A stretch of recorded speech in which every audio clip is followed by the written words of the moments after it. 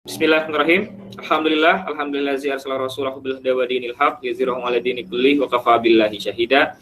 Asyhadu an la ilaha illallah wa asyhadu anna Muhammadar Rasulullah allazi la nabiyya ba'da. Puji syukur teman-teman marilah kita panjatkan selalu kepada Sang Pencipta Allah Subhanahu wa taala yang hingga detik ini Allah masih memberikan kita kesempatan untuk bersua kembali meskipun melalui hanya dunia virtual ya, yang sekarang mungkin sudah sangat terbiasa kita, yang sebelumnya mungkin tidak bisa dilakukan ketika di pesantren kita video call seperti ini. Artinya selalu ada nikmat yang terselip di balik setiap kejadian maupun pandemi, khususnya pandemi COVID-19 ini. Salawat dan salam semoga senantiasa tercurah limpahkan kepada Nabi Muhammad SAW, yang insya Allah kesempatan ini juga bagian dari kita untuk menjaga semangat agar ibadah kita tetap maksimal, aktivitas kita tetap produktif, dan lagi-lagi semua diniatkan lillahi ta'ala.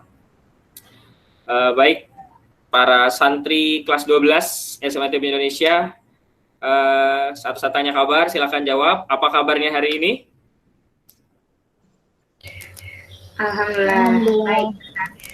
Alhamdulillah baik, Pak. Oke, masih on ya. Alhamdulillah.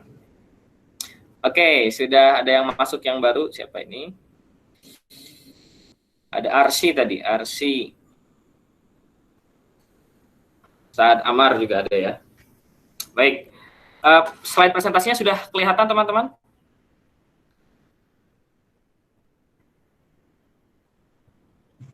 Boleh diketik di chat kalau sudah tampak. Kalau sudah tampak slide-nya silakan diketik. Udah, oke. Baik, bismillah kita mulai. Sekarang kita sudah memasuki lockdown yang cukup lama ya, sudah hampir 2 bulan kalau tidak salah. Dan tentu ini banyak merubah kebiasaan kita yang semula kita biasa beraktivitas, akhirnya sekarang kita harus terbatasi aktivitasnya di rumah aja. Ya. Meskipun kita tahu bahwa di luar sana tidak semua orang bisa seperti kita yang di rumah aja. Mungkin orang tua kalian masih ada yang bekerja ya, masih aktivitas seperti biasa harus keluar, dan meskipun mereka tahu resikonya begitu besar, tapi itulah ikhtiar yang beliau lakukan, itulah ikhtiar yang orang tua kalian lakukan, agar apa? Ya, agar nafkah tetap ada, agar rizki tetap diturunkan oleh Allah, agar kalian juga bisa menjalankan aktivitas belajar, aktivitas ibadah secara normal ya. Meskipun sekarang ibadah pun harus dibatasi di rumah aja. Oke, kita mulai, bismillah. Nanti Ustaz akan sharing ini paling lama mungkin sekitar 40 menit ya. Setelah itu kita akan adakan sesi tanya jawab. Nah, mohon partisipasinya. Jangan hanya melihat dan menyimak saja ya, biar kita lebih interaktif. Oke, tema kali ini kita akan membahas tentang menerapkan produktivitas muslim di tengah pandemi. Dulu Ustaz pernah sampaikan kalau tidak salah waktu kalian ospek ya. Coba jawab, pernah nggak waktu ospek membahas tentang muslim produktif? Ada yang masih ingat tidak? Boleh dibuka mikrofonnya?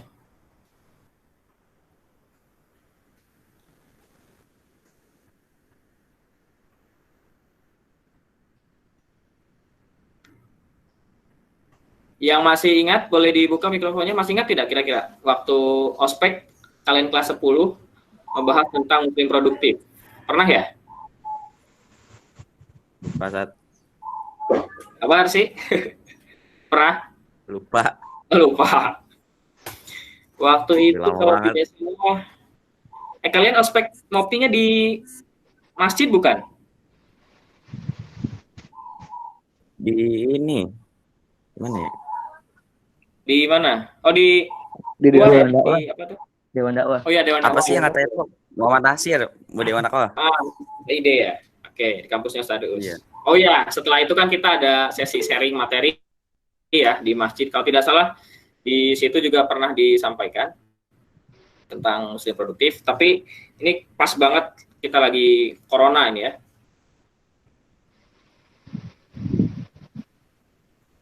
Oke, kita lanjut. Baik, lihat ini. Sekarang corona ini namanya pandemi ya, bukan lagi epidemi. Kalau pandemi itu artinya sudah sedunia, hampir seluruh negara kena, kecuali beberapa negara kecil. Bahkan Korea Utara katanya nggak kena, Korea Utara ya. Tapi ada kabar sekarang, itu siapa? Pemimpinnya itu, siapa namanya itu? Si Kim, siapa namanya? Ada yang ingat? Kim Jong Un. Kim Jong Un. Nah, Kim Jong Un. Wah, itu ya. Kim Jong Un katanya ada kabar meninggal atau sakit parah dan katanya mau diganti sama adiknya yang tidak kalah kejamnya ya. Kita lihat saja nanti. Kalau lihat data ini sudah ada 3,2 juta yang terdampak oleh corona. Dari penduduk dunia yang jumlahnya miliaran, dan yang meninggal selama corona ini ada 227.000 yang meninggal karena corona ya. Artinya ini jumlah yang sangat besar. Dan ini selama 100 tahun terakhir ini belum pernah terjadi wabah sehebat ini, baru sekarang. Ada yang bilang katanya siklus 100 tahunan, tapi saya juga belum bisa memastikan itu.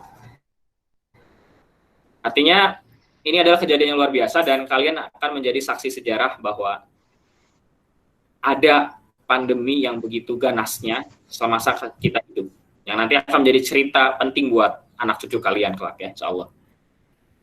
Nah, ini data dari Worldometer. Kalau kita lihat di sini yang paling tinggi angka korbannya adalah USA ya. Sudah ada 1 juta kasus. 1 juta kasus. Kemudian Spanyol 200.000, Italia 200.000, Cina, mana Cina?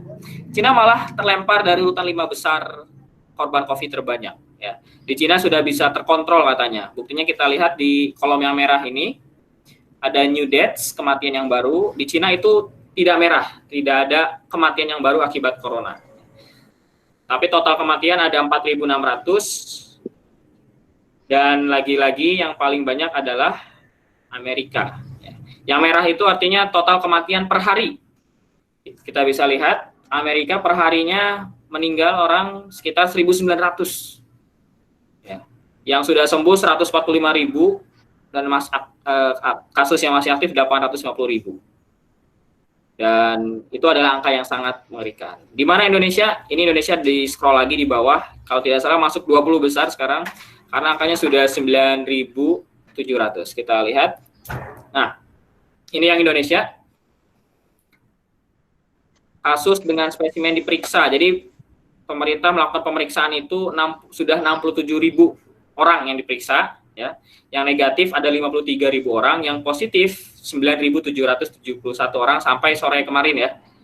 Yang sembuh ada 1.300, yang meninggal ada 784. Artinya yang sembuh lebih banyak daripada yang meninggal. Kalau lihat dari petanya, di sini dilihat ada yang warna oranye, ada yang warna merah ya. Kalau yang warna merah ini artinya parah banget, dan mungkin kebanyakan dari kalian ada di red zone ya, di Bekasi, Bogor, Depok.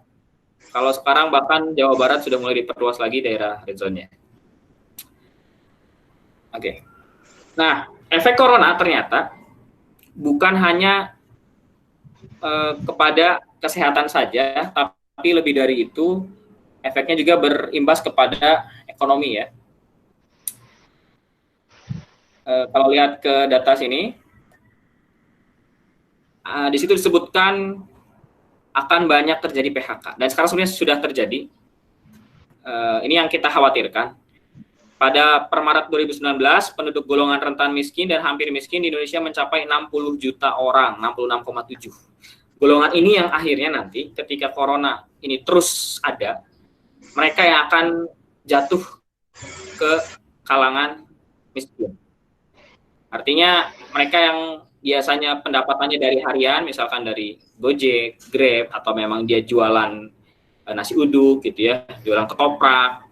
Meskipun dulu saya pernah sampaikan, di GMM ada orang yang jualan ketoprak, atau jualan pecel tapi mobilnya Venturer gitu ya. Nah, tapi dengan kondisi ini akan membuatnya sulit karena transaksi jadi terbatas, transaksi jadi minimum, dan itu yang dikhawatirkan akhirnya masuk ke golongan miskin.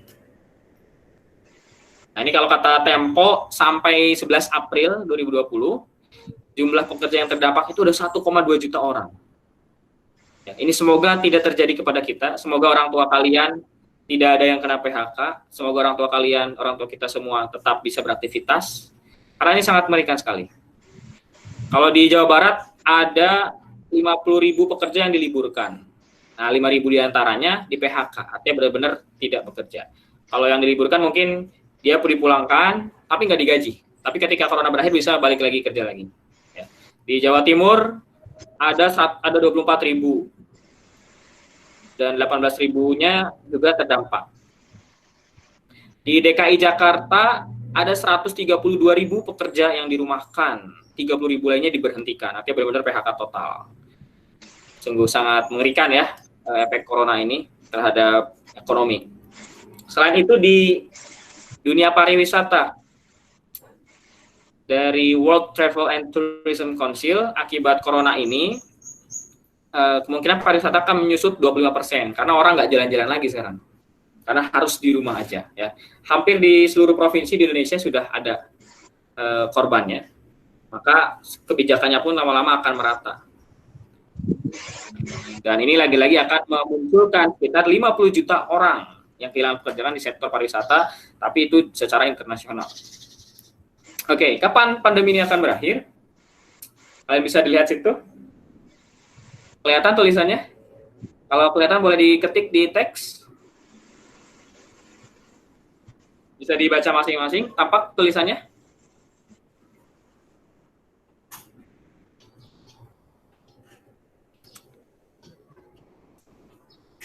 Kelihatan teman-teman?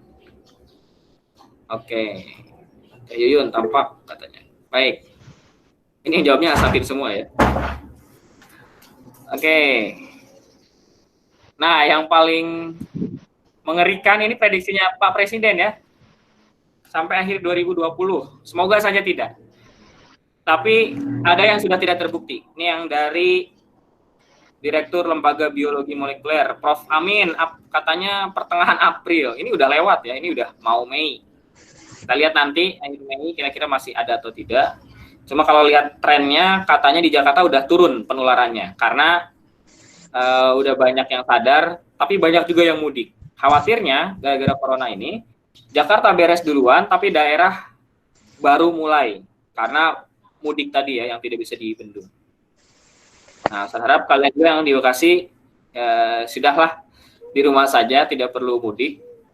Karena memang disadari atau tidak, kalian akan banyak membawa kekhawatiran buat warga di kampung ya.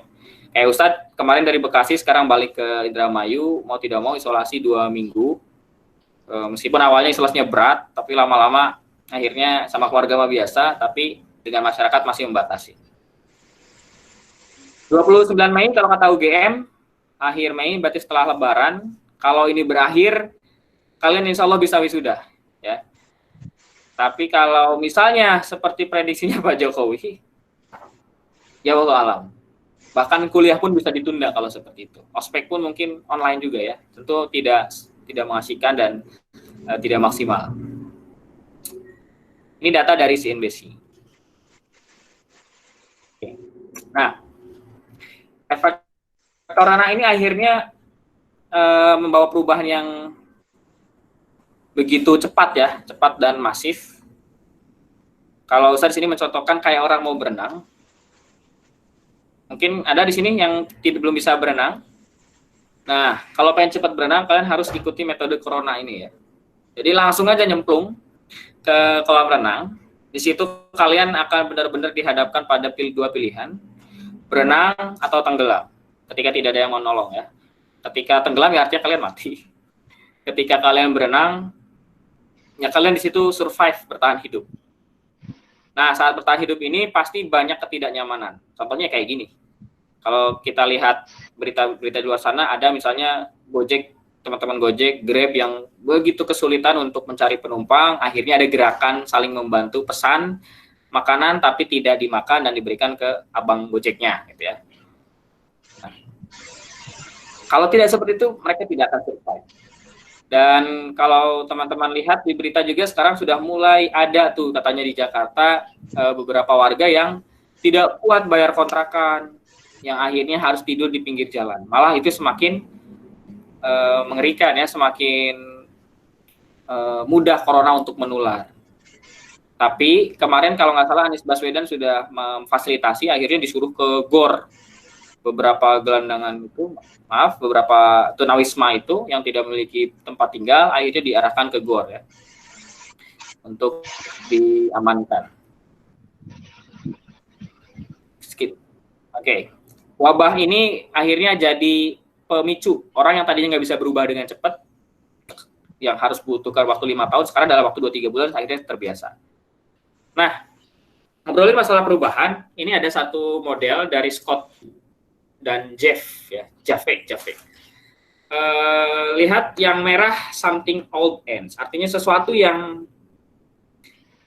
dulu yang biasa dilakukan tiba-tiba berakhir. Contohnya apa? Ya, kayak sekarang. Belajar kita tidak di kelas lagi, belajar tidak bertatap muka langsung, akhirnya berakhir. Lalu berpindah ke hal yang baru. Ya, belajarnya seperti ini, kita bertatap muka hanya lewat virtual. Ini betul-betul baru, belum pernah kita lakukan selama ini, tapi gara-gara corona hanya dalam waktu 1 bulan lebih kita akhirnya terbiasa. Nah, ada 4 tahapan. Yang pertama denial. Ada yang tahu artinya? Yang tahu artinya boleh ketik di kolom komentar apa itu denial. Ada denial, ada resisten, ada komitmen, eksplorasi ya. Yang tahu artinya silakan ketik di kolom komentar. Ada yang tahu apa denial? Ada resisten. Kalau kalian belajar fisika listrik kayaknya tahu ya, resistansi, hambatan. Nah, masih ingat fisiknya nggak nih? Ada yang tahu denial artinya apa?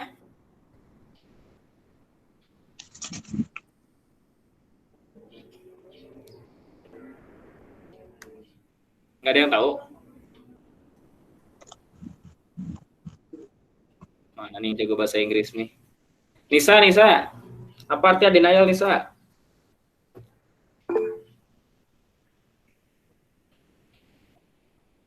Penolakan, penyangkalan. Wah, hebat, sudah. Oke, good, betul. Awalnya kita nolak, ya, dengan adanya wabah ini kita nolak untuk dirumahkan. Kita berkeluh kesah, kalian curhat, oh Ustaz bosan bete di rumah terus. Pengen balik lagi ke sekolah, pengen balik lagi ke pesantren, yang biasanya sebaliknya pengen libur, sekarang malah pengen balik ke pesantren. Awalnya nolak, ya. Setelah nolak, akhirnya mau nggak mau kan ini nggak bisa dirubah. Bahkan sekelas presiden pun nggak bisa merubah. Ini adalah takdir yang harus kita terima. Namanya masalah itu, kalau kita tidak terima dan tidak dihadapi, ya kita akan baper terus ya.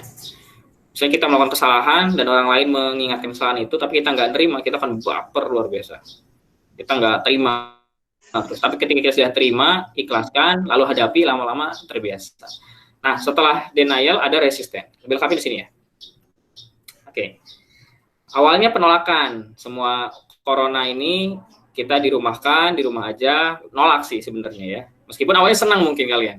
Libur gitu kan, 2 minggu. Ternyata dari 2 minggu dilanjutkan sampai akhir Mei kalau di sini. Kalau di pemerintah per 2 minggu diperbaharui. Tapi kita sudah prediksi insya Allah, bukan insya Allah sih. Maksudnya ini akan berakhir kemungkinan akan lama ya, sampai akhir Mei. Lalu setelah ditolak, ada hambatan-hambatan. Belajarnya susah, mau ngafalin susah, mau munakosah susah, karena kondisinya tidak kondusif, di rumah saja tidak ada ustadznya. Susah ustadz ngelawan rasa malasnya, mageran, ya, rebahan bawaannya, pengennya kayak gitu terus. Nah, itulah hambatan, resisten. Nah, tapi kalau kalian ikhlas, lagi-lagi ikhlas menerima kondisi ini dan harus dihadapi apa yang ada di depan kita, akhirnya kalian exploration. Nah, di sini baru kalian mencoba bereksperimen dan bereksplorasi. Kalian coba maksain gimana caranya saya biar bisa munakosah, saya harus mencapai target misalnya 3 juz dalam 3 hari, ya, atau bahkan 5 juz dalam 3 hari, mau di sana ada orang tua kalian, mau ada adik kalian, mau kalian sambil nyuci, gimana caranya, lakukan dengan berbagai cara. Dan akhirnya, kalau sudah eksplorasi terbentuk, maka muncullah komitmen. Akhirnya udah deh, pasrah, ikhlas, mencoba, udah saya biasa melakukan ini. Nah, kebiasaan itu kita sebut dengan, nanti slide-nya ada slide ini, kita kesini dulu. Ada yang pernah lihat ini sebelumnya, piramid kebutuhan Maslow? Kalau yang belum pernah boleh ketik. Yang belum pernah lihat silahkan ketik di kolom chat. Ada yang pernah lihat belum? Kalau nggak ada jawab, berarti pernah lihat semua ya. Udah, katanya baru lihat. Oke. Yang lain ada yang sudah pernah lihat gambar ini? Needs hierarchy dari Maslow. Ini pelajaran kuliah nih. Kalian kalau belajar psikologi nanti ketemu ini. Nah, jadi kalian udah tahu duluan ya. Belum. Askia belum, Fatma belum, Nurul baru lihat. Arsi belum. Sinta belum. LD belum. Belum. Oke, banyak yang belum ya. Nasrullah itu siapa? Fajar ya? Belum. Oke, Fajar. Agus udah pernah lihat belum, Gus? Nah, ini piramid kebutuhan Maslow ya. Jadi kata Maslow itu dia meneliti, tapi menelitinya bukan ke manusia nih. Menelitinya ke monyet. Meneliti ke monyet, tapi perilakunya ternyata ada yang mirip seperti manusia. Jadi kalau tidak salah, dia itu memberi monyet yang sedang kelaparan, itu memberi pisang, ya, dan akhirnya si monyet ya dengan cepat, tanpa pikir panjang, langsung mengambil pisang tersebut dan menyambarnya. Berbeda ketika monyet sudah kenyang, diberi pisang pun dia nggak akan nyamber. Biasanya gitu. Dia santai gitu ya. Nah, ternyata kalau dia uji cobakan ke manusia, ternyata hasilnya tidak jauh berbeda. Ya, tapi ini bukan teori Darwin, beda lagi ya. Yang pertama, ada paling bawah, kita bacanya dari paling bawah sampai ke yang paling puncak. Artinya yang paling puncak itu, kalau kata Maslow, dia adalah individu yang paling berhasil dan paling maksimal, memaksimalkan potensinya. Berarti kalau paling bawah, itu berarti yang kurang maksimal, maksimalkan potensinya. Yang pertama, psychological needs ya, ini kebutuhan fisik. Kebutuhan fisik ini berkaitan dengan apa? Contohnya, kita kayak makan, minum, bernafas bahkan, itu adalah kebutuhan fisik. Jadi kalau orang masih mikirin makan, minum, masih fokusnya di situ, artinya kebutuhan fisiknya masih belum tuntas. Tapi kalau orang sudah terbiasa kayak kalian kemarin di asrama, makan minum sudah ready, nafas tinggal nafas, nggak usah diatur, sudah otomatis gitu ya. Pengen buang air tinggal buang air, tidak otomatis juga meskipun harus ngantri. Itu artinya kita sudah beres dengan masalah kebutuhan fisiologi atau psychological needs ya.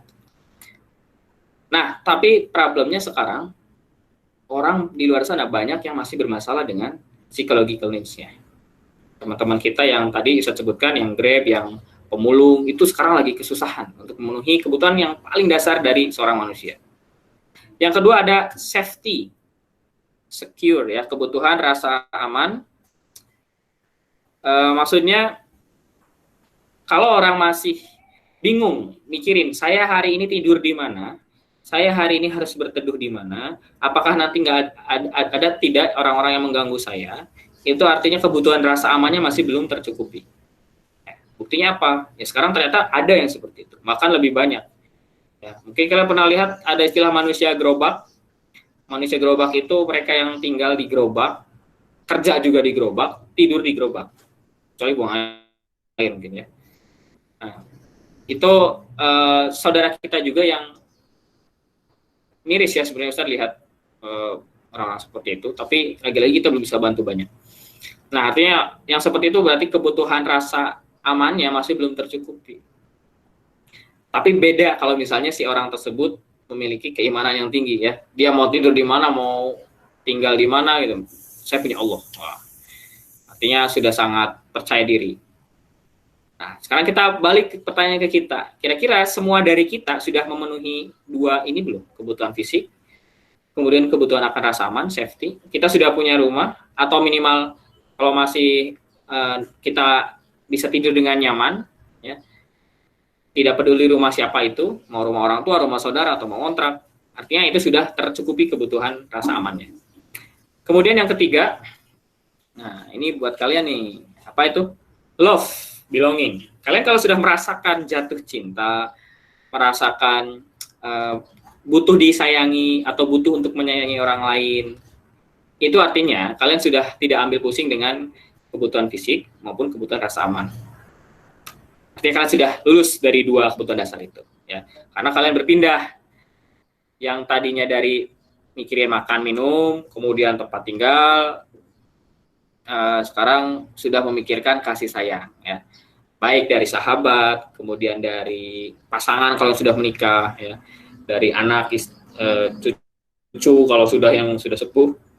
Nah, kalau kalian mungkin dari orang tua, kebutuhan itulah yang harus dipenuhi oleh manusia, dan itu adalah level ketiga. Berikutnya,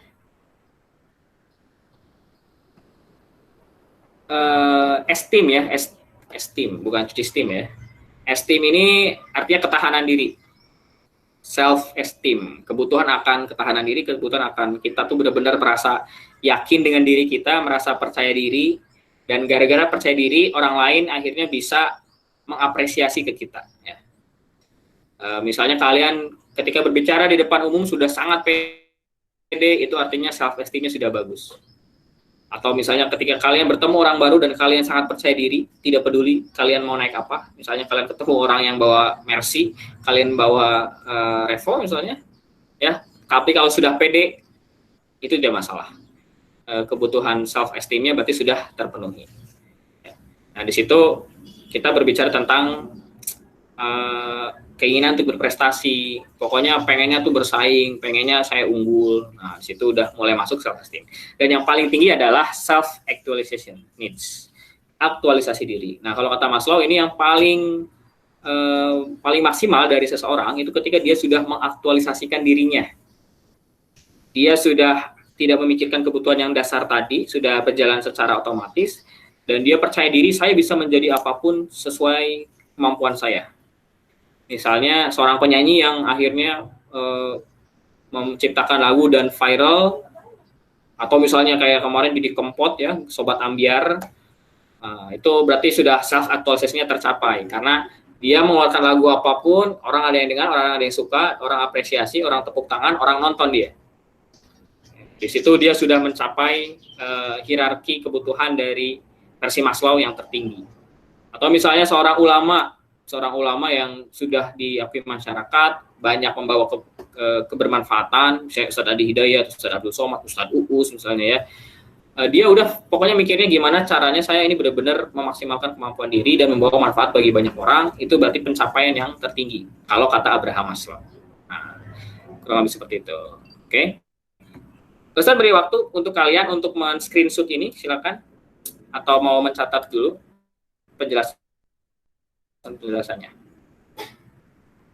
Yang sudah di screenshot bisa chat, ya. Sudah, laporan di chat sudah.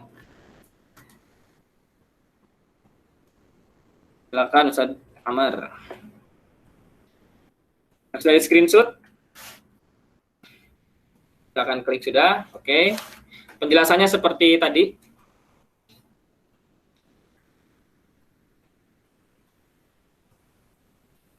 Oke, sampai sini dulu. Kalau ada yang mau ditanyakan, silakan nyalakan mic-nya tentang hierarchy of needs.